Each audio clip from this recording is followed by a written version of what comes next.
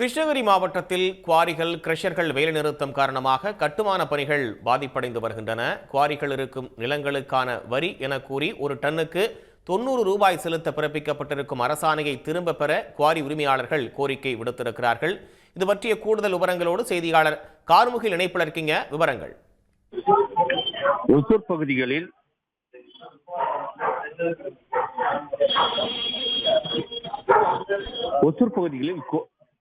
ஒசூர் பகுதிகளில் குவாரிகள், கிரஸ்டர்கள் வேலை நிறுத்தம் காரணமாக கட்டுமான பணிகள் பெருமளவில் பாதிக்கப்படுகிறது. இதனால் விலையேற்றம் உயரவும் அபாயம் ஏற்பட்டுள்ளது. அதாவது கிருஷ்ணகிரி மாவட்டத்தில் கனிம வளங்கள் அதிக அளவில் காணப்படுகிறது. இதன் காரணமாக இந்த பகுதியில் கிறிஸ்தர் உரிமையாளர்கள் கடந்த ஒரு வார காலமாக போராட்டத்தில் ஈடுபட்டு வருகின்றனர். குறிப்பாக இதில் உற்பத்தி செய்யக்கூடிய எம் சாண்டு, பி சாண்டு, ஜல்லி போன்ற கனிமங்களுக்கு ஒரு டன்னுக்கு ரூபாய் 60 ராயல்டி கட்டணமாகவும் குமரி உரிமையாளர்கள் அரசுக்கு செலுத்த வேண்டிய கட்டாயத்தில் உள்ளனர். மேலும் மாவட்ட வளர்ச்சி நிதி மற்றும் கர்நாடக மாநிலத்திற்கு கனிமங்களை கொண்டு செல்லும் பசுமை வரி, டிடிஎஸ் கட்டணம் என ஒரு டன்னுக்கு 38 ரூபாயை கூடுதலாக செலுத்த வேண்டியுள்ளது.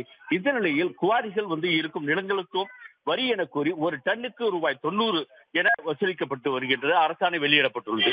இதுவரை ஒரு கனமீட்டரை 1.75 டன் என நிர்ணயித்த தமிழக அரசு தற்போது கனமீட்டர் 2.75 டன் என அறிவித்துள்ளது. இதனால் டன்னுக்கு ரூபாய் 150 முதல் உரிமையாளர்கள் கூடுதலாக செலுத்த வருகிறது.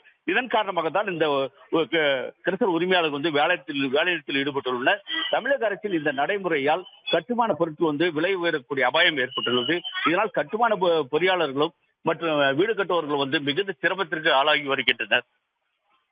உடனுக்குடன் செய்திகளை தெரிந்து கொள்ள சன் நியூஸ் பெல் ஐகானை கிளிக் பண்ணுங்க.